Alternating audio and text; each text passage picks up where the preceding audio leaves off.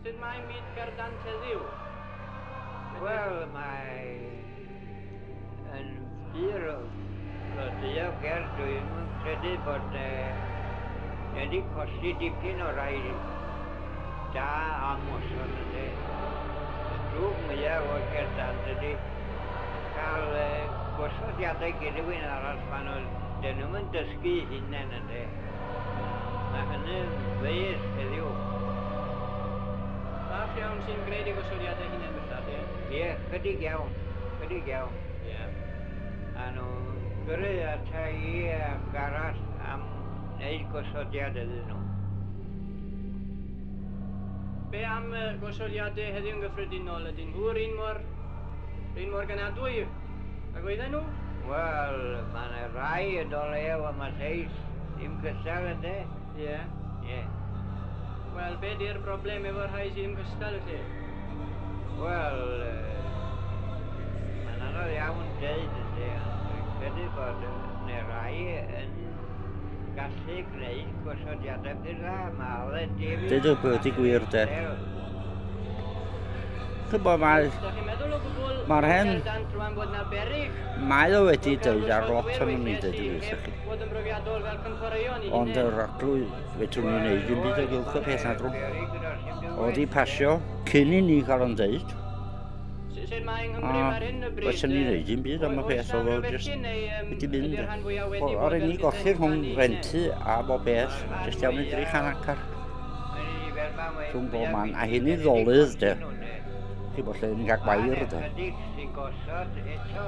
I fyny at y bont gelyn. Ydych chi'n ateb chi fel teulu? Wel, blin uffernol de, chi bod. Ond ffordd yn nhw'n neud o, sy'n nhw wedi rhoi o, chi bod, sy'n nhw wedi siarad efo ni gochwyd yn blaen allan, dewch os ond wedi gweddiw, dwi'n dweud gwirth chi. Ond, chi bod, sy'n nhw wedi siarad, neud o dan dyn de. Chi bod, neud o tu nôl I gem bobl de. Bob peth I basio, jyst iawn cyn I ni drio baffio'r blydi sy'n baffio fo de.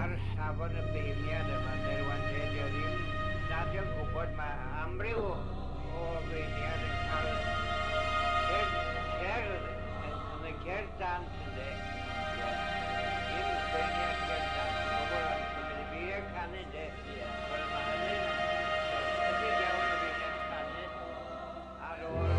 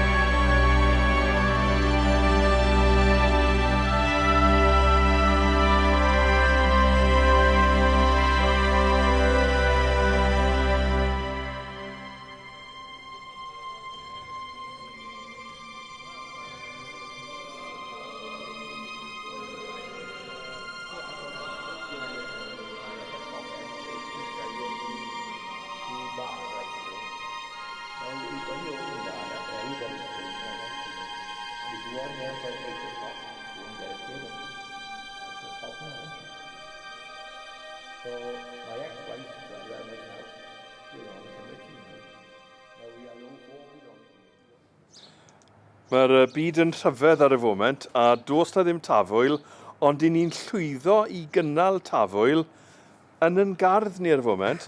A mae pobl rhyfeddol o dylentog yn medru dod draw i'r ardd a cadw'n digon pell. A John Rea yw y person talentog hwnnw sy'n eisiau dy fi'n yr ardd, felly croeso John. Diolch. Ni mae I siarad y bwyty gwaith oedd wedi cael ei gynllunio fel gosodwaith. So, I ni'n mynd I weld yn tafwyl, fersiwn ar sgrin, ond os licwch chi, y ffilm yw jyst un rhan o beth nes ti gynllunio fel gosodwaith yn San Fagan. Felly, esbonia beth yw y gwaith yn gyffredinol? Teitl y gwaith oedd yw Atgyfodi. A nes i ddefnyddio'r teitl. A beth yw yn y bôn yw ges i siams i weithio hefo archif sain a archif ffotograffig am Gerfa Werin San Fagan. A dwi'n cofio pryd nes i glywed y lleisiau am y tro cyntaf. Prosiect teledu oedd e, o'n i'n gweithio ar gyfres o'r teitls, beth teitl y gyfres? Snowdonia 1890 i'r BBC, lle y rhaglen dogfen hanesyddol lle oedd bobl yn mynd nôl ac yn byw yn Eryri yn y cyfnod yna. A nes i feddwl, ges i'r comisiwn i creu sgôr ar gyfer y gyfres. So o'n i'n meddwl beth sy'n wedi canu i'w gilydd, chwarae offer yna. So fel pwynt dechrau'r ymchwil ar gyfer y sgôr, i'r archif yn San Fagan i wrando ar y lawon beth sy'n wedi canu yn yr ardal. I creu rhyw fath o lefel o gwirionedd yn y sgôr, pwynt dechrau efo y lawon. A nes i glywed y lleisiau anhygoel. Na i fyth anghofio iste yn y studio bach yn Sain Fagan sydd fel studio radio'r 50au efo walydd gwyn a'r tyllau bach. A nes i glywed llais Kate Davies yn canu y March Glas. A ges i ymateb emosiynol, cryf iawn. A meddwl, mae yna bwer fan hyn. A dyna lle ddechreuodd y syniad o creu gwaith bys yn plethu rhywsut pwer y lleisiau yma. Mewn cyd-destun, a hefyd y syniad, does neb yn cael clywed y lleisiau yma, really. Maen nhw'n gif, mae'n drysor, a mae yna 10 o filoedd o oriau, o bobl go iawn yn siarad. Dyna falle lle mae'r pwer. So nath y syniad yma ddechrau creu gysodwaith yn cyfuno'r hen leisiau, samplo, os hoffech chi. Yr hen leisiau yma, creu darn perfformiad. Efo narratif cerddorol, ffram, byswn ni'n creu cyfoes i agor ffenestr i fewn i'r hanes yma, a trwy defnyddio'r lleisiau. A wedyn nes i ddarganfod lluniau o'r bobl yma oedd yn canu ac yn siarad, nid jyst canu y lawon yn draddodiadol maen nhw, ond hefyd yn adrodd i storiau bywydau nhw, a maen nhw yr un mor bwerus. Nes i ddechrau wedyn cyfnod ymchwil, lle o'n i'n gwrando ar y lleisiau, a o'n i ddigon lwcus i cael wobr gredigol gan Cyngor y Celfyddydau i wneud ymchwil.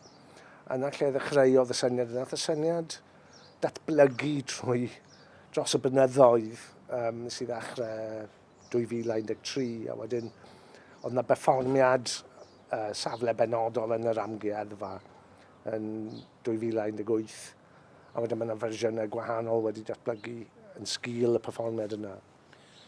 Dwi wedi rhannu'r profiad o rindor y lleisiau yn yr archif sain yn San Fagan, a mae yna rhywbeth hudol, mae yna rhywbeth sydd yn effeithio arnoch chi, achos i nifer o'r bobl sydd wedi cael ei recordio, dyma'r unig dystiolaeth sydd yna am eu bywydau nhw a'i hanesio nhw, ond hefyd yn y gwaith yma sydd yn bwyty Cymru a sydd yn cofnodi'r gorffennol ac yn cysylltu'r gorffennol gyda y dydd heddi, mae yna hefyd elfen bersonol, oherwydd i ti hefyd yn cysylltu gyda dy wreiddiau di.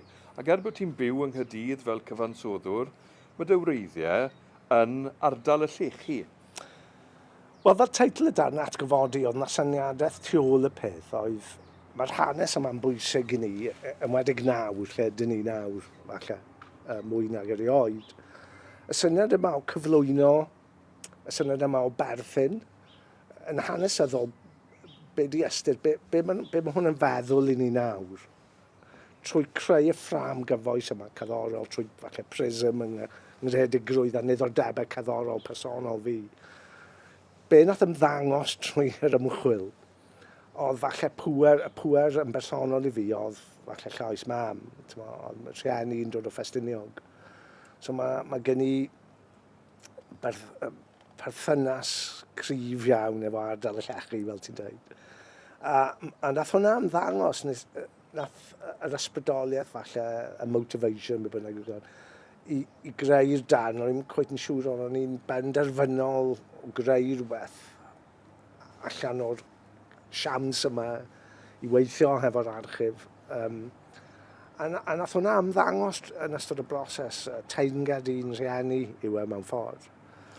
I ti'n sôn am y ffilm, a ti'n sôn am ffindo'r lleisiau yma, ond wrth gwrs cyfansoddwr wyt ti, a felly un o'r pethau mwyaf a bwydi'r plethwaith yma yw bod ti yn harnesu lleisiau'r gorffennol, lleisiau ar dap, ond hefyd rhai o yn hofferynnau traddodiadol ni sydd yn mynd nôl yn bellach na'r lleisiau hynny ar dap, a hefyd, i ti hefyd yn gweithio gyda cerddorfa. Ac wrth gwrs i gyfansoddwr, mae'n cael y cyfle i cymryd gyd o'r pethau yna, a wedyn cael cerddorfa. Chos fi'n cofio gweld ti yn arwen y gerddorfa, ni'n meddwl, ni'n teimlo mor falch, achos ni'n gwybod bod e'n meddwl y byd i ti. Atgyfodi y syniad yma o berfformio yn byrfyfyr. Lle mae'r offeryniaeth draddodiadol, gymaru ni hwnna i ddechrau, nath Cas Meirig chwarae'r crwth a Patrick Rhymes yn chwarae'r pibgorn a'r chwiben. A cerddorion arbennig, cerddorion ifanc sy'n deall yr etifeddiaeth yna. Y syniad yma o atgyfodi'r syniad o chwarae'n byrfyfyr, nes i adeiladu i fewn i'r darn, lle maen nhw yn chwarae yn byrfyfyr dros yr alawon traddodiadol. Atgyfodi'r syniad yma bod yr alawon yma yn rhywbeth byw yn y gorffennol, fel oedd y bobl i hynny'n lleisiau, bobl go iawn. Oedd y cyfweliadau yma yn Loft y Stabal, yng Ngheredigion, neu yn Stafell Ffrynt, Kate Davies i hun gan ydy'n 1892. A chyfweled efo hi yn y 60au, oedd hi'n 80au, yn y bynnag gnad i'r maths. Ond oedd y siams i wireddu yn ddiddordebau cerddorol yn rhan bwysig o hwn. Ac yn y gerddoriaeth, dwi'n trin yr alawon. Fel pwynt dechrau y syniad oedd, dwi'n mynd i ymchwilio'r archif yma. A mae popeth sy'n, fel y pwynt dechrau y broses gyfansoddi, oedd y syniad yma o'r alawon draddodiadol. Ond hefyd y gerddoriaeth sy'n y tafodiaeth lafar. Dwi'n meddwl mae Mererid Hopwood wedi dweud yn darlith yn y gellu, yn y gwyl y gellu yn ddiweddar, bod yna gerddoriaeth yn y ffordd mae rhywun yn siarad. A'r tirlun, chi gallu clywed? A dwi'n yn y ffilm, mae tirlun yn rhyw fath o ategu hwnna, a seithi Hugh Walters, ffotograffydd a dyn camera. Dwi'n cofio, oedd gen i doi wncwl oedd yn gweithio dan ddiar, a nhw'n siarad ywen hwyseg. So felly nhw'n siarad tyfodiaeth, ond ni wedi darllen y bwyty fe, ond heb clywed e. A pan nhw'n gweud cwtw sy'n y bore, chi'n clywed y gwaith caled yn ei tyfodiaeth nhw. So Mae'n adlewyrchu rhywbeth goll, a da ni wedi colli. Oedd hwnna'n rhan o'r peth yn amlwg, chwarae'n byrfyfyr, y syniad yma o tyfodiaeth. A be nes i trwy gwrdd gyferbynnu pethau o fewn y gwaith, yn y plethwaith, mae pethau'n digwydd. Nes i gyfweld y Tyrone O'Sullivan, mae'n y glip i bobl i weld o'r rhan yna o'r gwaith. Mae'n cynrychioli Cymreicdod pwysig, mae'n arwr. Ond fersiwn arall o Gymreicdod i rhai o'r pobl yn y ffilm. Ond be nes i efo rhan yna, mae yna wenhwyseg yn ystod tu ôl i laisau. So mae rhywun yn cael ddau agwedd, beth sy'n bosib efo rhywbeth ymdrochol, lle mae yna ddau lais ar y dyn pryd. To'r syniad yma efo cerddoriaeth, os mae yna ddau bobl yn canu, a dych na siarad, mae'n bosib clywed bob gair. Nes i ddefnyddio hwnna, ond mewn ffordd sy'n cofleidio, oedd y sain yn cofleidio'r gynulleidfa, bod chi fewn yn y hanes yma. A bod nhw'n nesau i chi ar y dde neu ar y chwyth. So syniad yma o perthyn, mae Tyrone a'r wenhwyseg yn bwysig iawn ac yn cynrychioli Cymreicdod. Mathau o Gymreicdod gwahanol iawn, ond yr un mor bwysig a'i gilydd. So oedd yr elfen yma o gyfweld a lle dyn ni nawr, yr un peth efo ffermwr Arthur Morris Roberts yn Rhywerin yn sôn am gweld y cwm yn cael ei foddi. Ac yn colli tir. A un o'r pethau neis y bwyty i'r ffilm yw, oedd e'n teimlo bod e'n goffod esbonio ti beth oedd dolydd. A sicrhau bod ti'n deall taw tir ffrwythlon oedd hyn. Nid tir was, nid tir diffaith ben mynydd, ond tir... Wel, ac yn sicr, o'n i'n rhywun o'r ddinas hefyd, yn amlwg, ond rhaid oedd e'n ddisgrifio falle. Ond mae yna dristwch yn y clip yna, mae hwn hefyd yn cael ei gynnwys i bobl i weld. Mae'n ddoniol yn y ffordd mae'r sut dath y cyfweliad ddigwydd. Oedd rhaid i ni siarad efo i ferch am tua hanner awr cyn iddo fe gytuno i siarad efo ni. Ond oedd y lle o'n i'n yr ysgubor efo'r gwynt y trygwr cael y cyfweliad yma, trwy cael y gonestrwydd yma, pyr, rhywun oedd yna, nath weld yna. Oedd yna bwer, fel mae'r pwer yn yr archif, yn y gonestrwydd yma, ffermwr yw e, a oedd e jyst yn blwmp ac yn blaen yn deud y blydi gwir. Ond safbwynt i. A mae'n ddoniol i ryw raddau, ond hefyd mae'n neud yn fwy trist o'i safbwynt a safbwynt bobl eraill, beth ddigwyddodd. Rhyw fath o mae'r hiwmor nath ddigwydd fel damwen yn y cyfweliad, yr elfennau verite nes i ddefnyddio'n tra'n creu y prosiect. Ond ni'n teimlo bod hwnna'n bwysig hefyd. I gyd fyw hefo'r lleisiau archifol. Yn bwerus iawn. Ni wedi arfer gweld Tyrone O'Sullivan ar y teledu yn esbonio beth oedd yn digwydd yn y cyfrinfa'r tŵr y boys yma yn penderfynu bod Margaret Thatcher yn gweud ni'n mynd i gau gyd o'r pellau glo, ni'n mynd i gadw ni ar agor. So, mae'n wyneb cyfarwydd, mae'n lais cyfarwydd, ond eto gisoch chi deunydd anghyfarwydd. Trwy treulio amser efo bobl fel Arthur a treulio amser efo Tyrone yn Tower, oedd rhaid rhoi amser iddo fe i adrodd, mae hwn yn braidd yn anheg, ond gwneud y PR felly. Deud be oedd eisiau deud. Deud beth wedi arfer gweud. Deud beth wedi arfer deud i fod yn braidd yn anheg falle, ond trwy treulio amser a gofyn y cwestiynau iawn, a mynd, dwi'n cofio be ddigwyddodd, ethon ni i Siafft, lle oedd y lift yn dod i fyny, lle na gollodd ei dad. A oedd yn dywyll, oedd Hugh Talman wedi gofod stopio ffilmio, ond ni'n mynd efo sain, a ddechreuodd y siarad, mewn ffordd mor bersonol. Os oedd e methu gweld ni, dwi'n meddwl. A dyna lle ddath y dyfyniad, I recognise men by their voices, pam oedd e dan ddeiar. You could talk about being a trade unionist, you could talk about your wife and your family, a oedd mor pwerus. A dwi'n cofio cael ias pan oedd e'n siarad, ni'n meddwl dyma'r dyn, dyma sut oedd e iddo fe.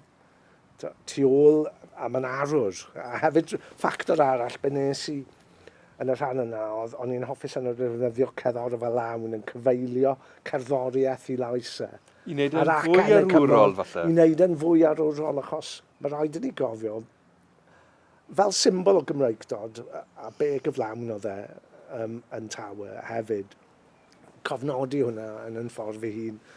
Ond oedd cerddoriaeth i lais hefyd yn ddiddordebau cerddorol i falle. Oedd y fath o aria ar gyfer llais Tyrone yn siarad a'r cerddoriaeth yn gyfeilio. Achos mae'n gymaint o gerddoriaeth yn y tafodiaeth.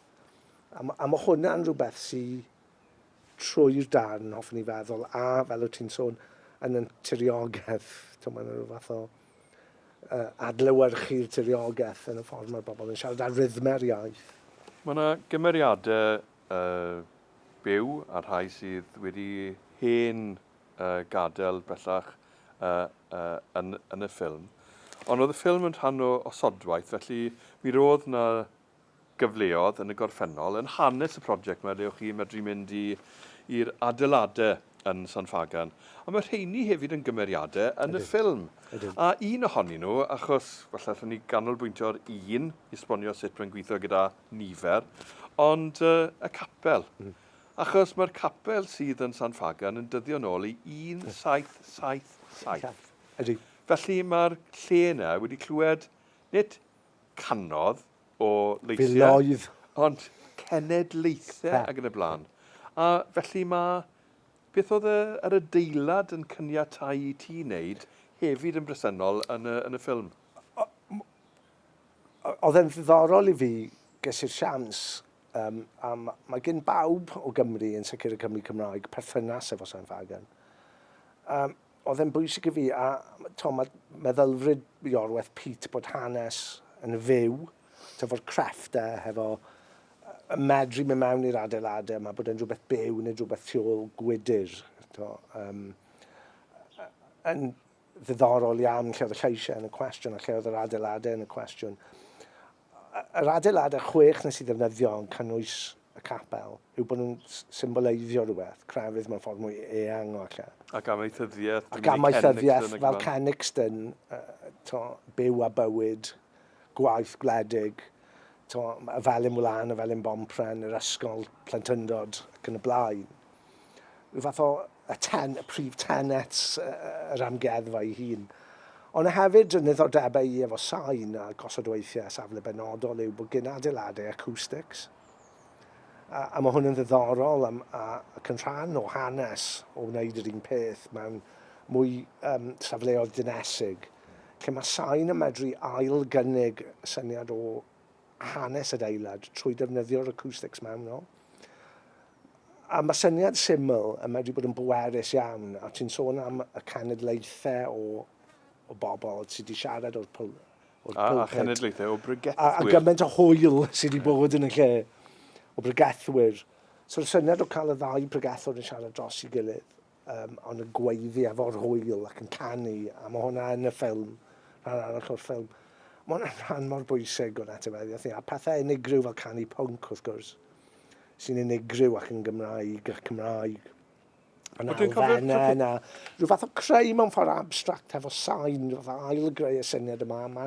Dyma beth yw trwy sain o fewn acoustic yr adeilad, rhyw syniad o be oedd yn digwydd, beth yw swyddogaeth yr adeilad yma. Yn sicr, os mae'r adeilad i symud o'r cyd-destun wreiddiol, mae sain mor bwerus i greu y cyd-destun yma.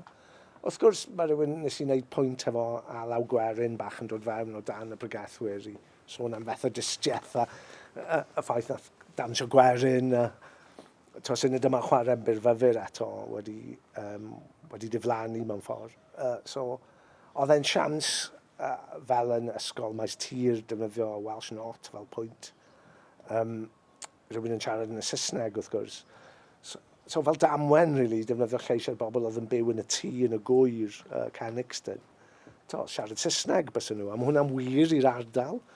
So rhyw radda, mae yna rhyw derm sonic cartography maen nhw'n gael, lle chi mapio syniad o'r lleoliad greiddiol mewn ffordd trwy sain. A oedd hwnna'n ddiddorol i fi.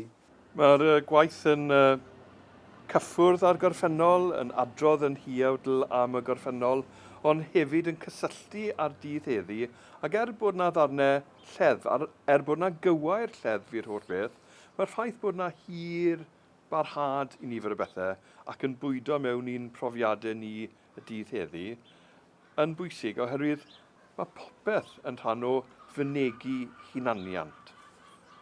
Ydy, wir.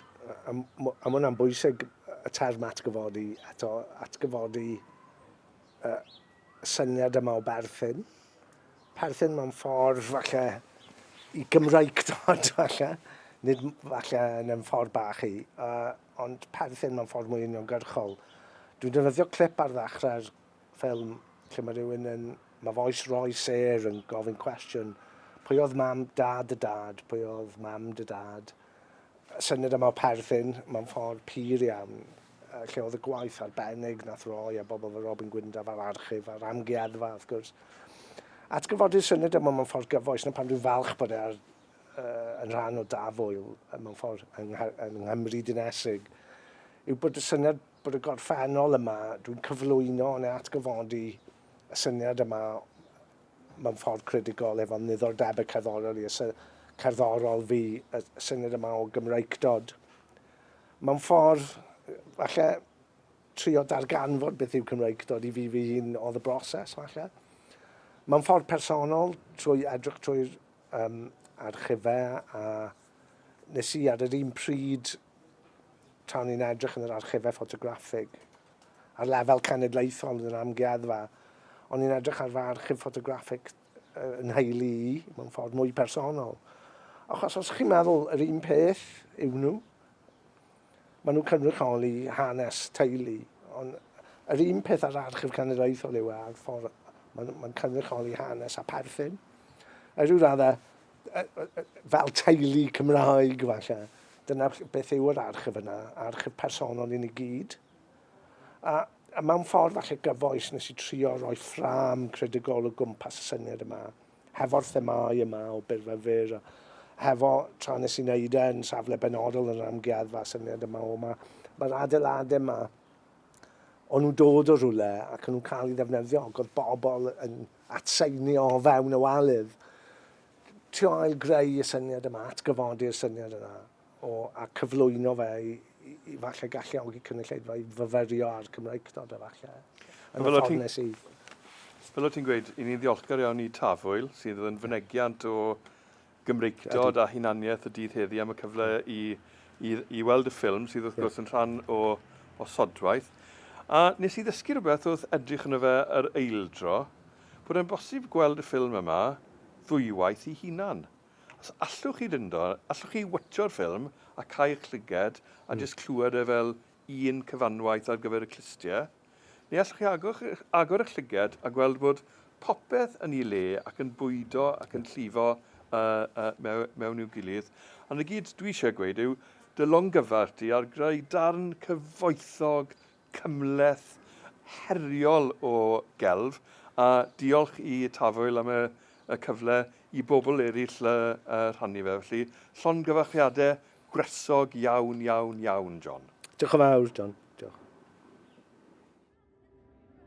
Mynd ar bwys, a breithyn, a kitchen yma. Oedd y pryfedyn yn cwmpo off yr llawr ac yn diffodd. Pryfedyn oedd sy'n chi'n gallu ddylaf ar ei cwmpo ar eich llaw. Oedd yn dod sbotyn bech o rhywbeth o ola. A hwnnw oedd yn dangos y gola. Pam bydde dyn nhw'n y fyw? Wel, endrodd y diad.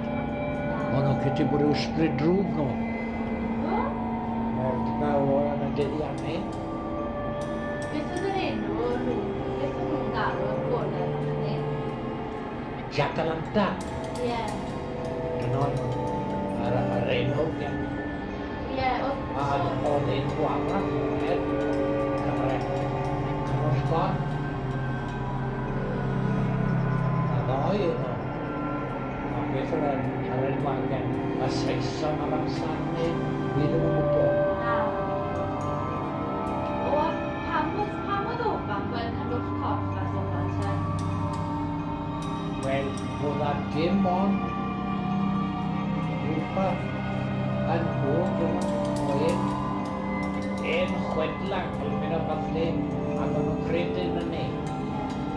Ond nhw ddim digon beth o'n nhw'n gwneud a cynsio a breithyn neu sy'n nhw cynsio a breithyn a dyla pryfedyn a oedd y llaw nhw a dyna oedd y pryfedyn oedd sy'n ddysgwyro ar y llaw. Oes am wela sy'n nhw ar blaen, oes am nhw'n gwybod beth o'na. Ac pryfedyn oedd blaen neu o factarwyr o'r un beth nhw ar Philip Law. A butterfly. A perthyn yr un beth nhw'n aneg. Ie. O, fi'n sôn bod fi wedi bod i dystell y wedi. Ia. Beth o'ch chi'n gweud oedd yr adar weloch chi'n gyrraedd rhwng hynny? Weloch chi ryw adar yna, yn tyfer? O, y Pywyn. Dyna lle gweles na'r lle diwedda wedi gweld Pywyn. Of course, wedi gweld Pywyns bod shows y adarn. Ddau'n cadw nhw. A clas y gallai cael ei ddangos o'r peacocks, Pywyns. Ond dyw e ddim yn dderyn. Well, we're in the only shaft in Atgyfodi. The Atgyfodi was had a shaft here in the 1830s. Because we moved so far in 150 years, they could no longer get to the coal by using the drift. So they sank the shaft just at the end of the war. So this shaft then would then take the men to the place of work. Coal would still come out 2 miles away up the drift. So this was access for the workers, and of course, if ever we had injuries in the ground, this is the way the doctors would come down.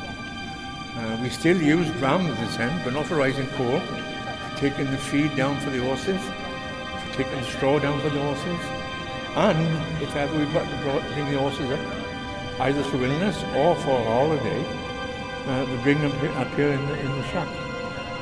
This is the shaft, double-decker, top deck and bottom deck. I knew people underground by their voices. A long time before I could actually get to them, I knew them by their voices. Underground, you're talking. You can't see them. You're talking, having talks. Oh, my daughter didn't come in till late last night, because you always get. It's a long time to be together now. You will talk about how the night has gone in the family, happy, talk with your wife. But the magic was, you would also talk about being a trade unionist. Because you had so much time. You know, you could have so many different conversations, sports, soccer, papers, because you had time. You were working hard, but you could speak to the guy 3 or 4 yards from you. You know, you don't see their faces. Sometimes you see their white teeth, right? But their voices become so important to you. You know, it's as you recognize them.